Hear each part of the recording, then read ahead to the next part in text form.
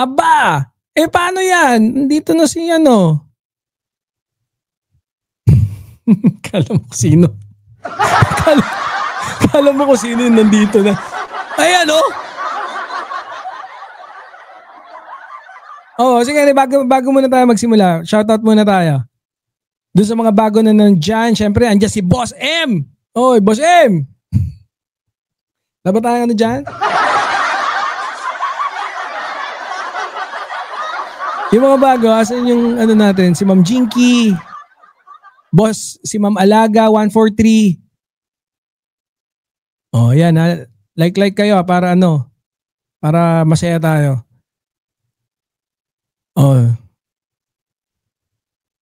Sige. Eto, sunod na natin tong topic na to. Si Ma'am Mary, ayan. Si Mama Love. Nandyan. Yan, ito. Sabi rito, Malacanang, pinuri si Senator Lacson sa kanyang paninindigan. Ayun. Kaya pala nandyan si... Kaya pala nandyan yung picture. Boss Joel. Ano to? Sabi niyo nawawala si Secretary Claire. Ay, Secretary. Yusek Claire pala. Sorry naman. Kala ko ba nawawala si Yusek Claire? Ayan Pero sabit lang siya dyan sa picture na yan. Di ko alam ba't yan ang ginawa. Ito. Anyways, enough of that.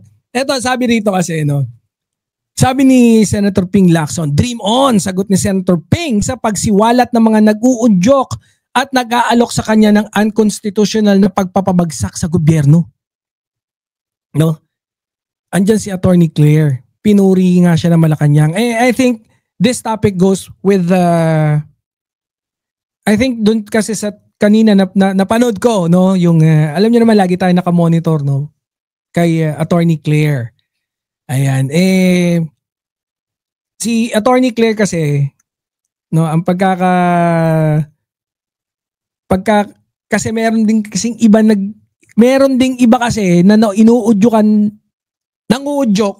Ulit! Kaya yan.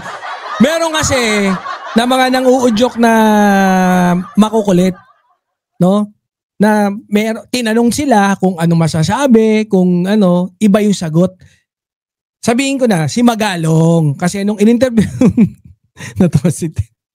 nung si Magalong, in-interview, sabing gano'n nung interview, Mayor, ano po bang, meron ba tayong dyan?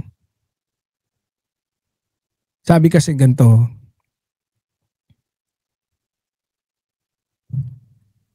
hello, Mayor. Ano po, ano ba masasabi niyo dun sa sa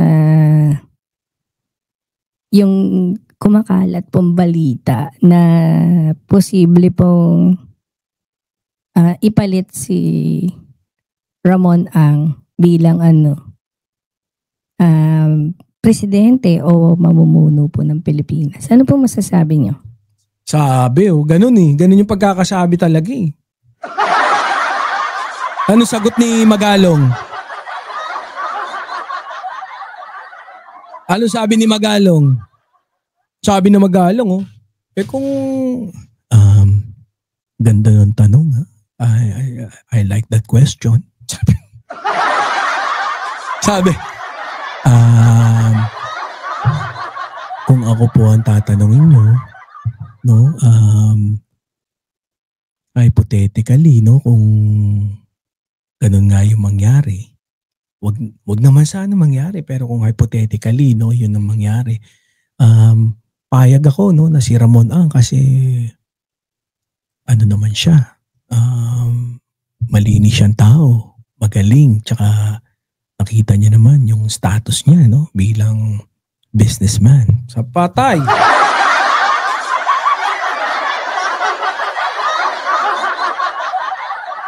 Patay! Bakit ganun? Yun ang sinasabi. Yun ang sinasabi ni Attorney Claire. Yung implication ng mga sinabi mo, if you are considering yourself as one of the influential, if not, maybe one of the bigger, yung pagdating sa mga influential na pulis ngayon, si Magalong is one of them. Oh, and laki ng tenga mo eh. Panot ka pa. 'Di ba? Tapos, yung implication ang inaalala ni Attorney Claire. Malayong malayo sa sagot ni ni Senator Pampilo Lacson. Ano sabi? Dream on, mother. Parang ganun eh. 'Di ba? Sabi, mangarap kayo, mga ay karamba. Sabi. 'Di ba? Parang ganun pagkakasabi ni Senator Pampilo Lacson. Oh. Kung ako tatanungin, sabihin sa'yo, Mayor Vico, ikaw ang talagang pinaka-good governance, 'di ba? Sabihin sa akin, ano masasabi mo yung idea na ipapalit si Ramon ang bilang mamuno ng Pilipinas? Sabi ko, okay na. Hayop kayo? Iniisip nyo na yan? Siraulo ba kayo? Lagot sa akin yung Di ba? Bakit pumapasok sa isip nyo na papalitan si PBBM? Una sa lahat, yung korupsyon iniimbestigahan. Agrikultura natin, umaatikabo. Yung mga businessman, trip pa rin ang ekonomiya natin. Yung bigas, napababa natin ng 20 kahit maraming kumukontra. Yung drug war natin, mas marami pa tayong nahuli sa loob ng 3 taon kumpara sa 6 na taon na drug war-warwaran ni Digong.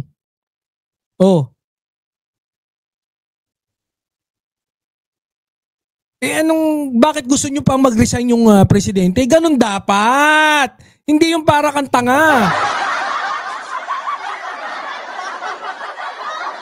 Di ba? Kasi, yung implication nun, pinapakinggan, alam mo na nga influential ka eh. Alam mo na nga magalong ka eh. Alam mo na nga mahilig kang magmagalong eh. Di ba? Yung mga sasabihin mo, makakahikayat ng mga tanga.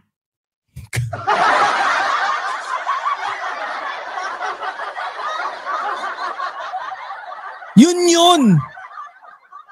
Alam mo naman maraming tanga mga DDS.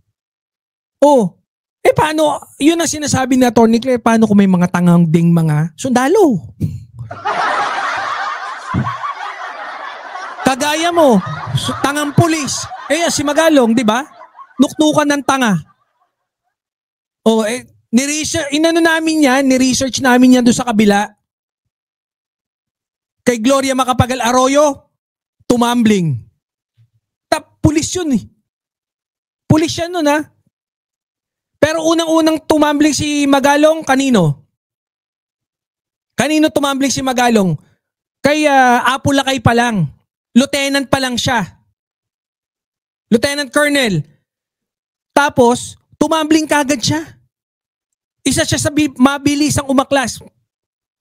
From Benguet, pununtahan niya yung Baguio, dinisarm niya yung mga pulis doon.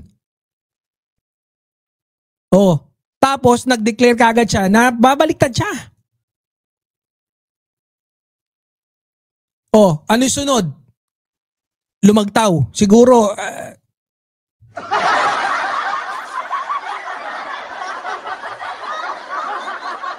sumunod, etong nang si GMA. Nung si GMA na, ayun, winalang yan na si GMA. Hindi ko naman sinasabing hindi dapat walang yan, pero pulis siya eh. No? Umaklas. Pulis. Patay. Diba? Nagkaroon ng tangkang assassination. Ano nangyari? Nangubeta. Itong si, umaklas din. Kay Pinoy, anong ginawa kay Pinoy? Si Pinoy, idinawit siya sa 44 mata. Number 1 kasing traidor. Etong si Magalong. Number 1 sa pagiging traidor. Yun lang naman yun eh.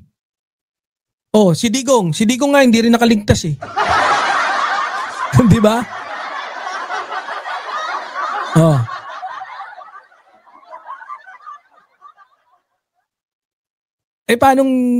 Kaya medyo muntik makaligtas si Digong kasi inilagay siya sa mga pwesto ni Digong. Naging sa Oplan Tokhang, 'di ba? Naging drug contact czar. Si Magalong. Hindi, contact czar ng COVID. Tapos inilagay din siyang bilang oversight head ng Tokhang. Oh. Tapos nangulimbat din siya. Hindi, joke lang, muntik lang. Ewan ko totoo ba yun, Magalong? Sabi nila ano na raw balita? Kamusta na yung tennis court natin doon? Balita ko, wala na raw balita ron Kamusta na yung nasunog? Nasunog. Kamusta na yung nasirang mga ebidensya? Ba't ganon? Tapos ngayon, BBC Pinoy talagang sabit siya kasi yung sa 44 pinapunta niya pero pinabayaan ni Pinoy. Hindi naman ganon mainly yung Hindi ganon yung kasi parang inano rin ni Senator Trillanes yan . Sabi ni Senator Trillanes, pinakita sa kanya at pinakita din nila yung mga conversation ni Pinoy na hinahanap niya. Asan na yung ganito? Asan na yung ganito? Asan na yung ganyan? Yun yung sabi ni Senator Trillanes. Kung against Senator Trillanes, salita ni Senator Trillanes at salita ni Magalong, patay tayo dyan. 44.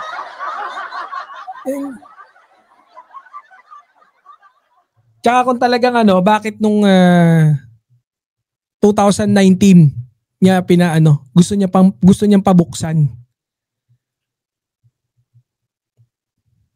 Yun lang naman yung sinasabi ko diyan, no? Ibang-iba talaga yung alam mo na tapat sa konstitusyon. Alam yung konstitusyon at kaya si Magalong napaghahalataan, no? Na baka nga daw isa sa mga conspiracy ng nagko-conspire dyan sa kudita. Sabi, di ba sila Montulfo, sino ba isa? Montalban ba? Yung mga nagsasabi. And of course yung mga dilawan. Yan ang sabi-sabi sa balita, bali-balita sa kanto. Yan yung pagkakasabi. Ang layo Kaya ako naman sinabi yan para makumpara natin. Itong sabi ni Senator Lacson, dream on. Ito, biruin mo, no? Panaginip. Okay lang managinip. Libre yan, sabi. Tuloy nyo lang. Gusto nyo pabagsakin ng administrasyon ni PBBM, okay lang. Tuloy nyo lang. Parang ganun lang yung pagkakasabi. Kaya okay na tayo dyan, So, kaya kayo lagi tayo mag-ingat, no?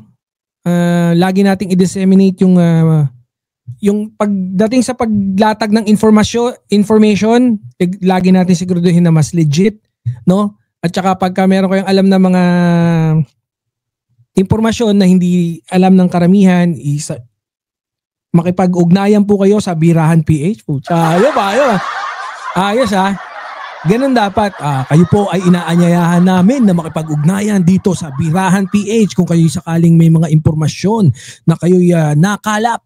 Di ba? Ganun. Mga ganun.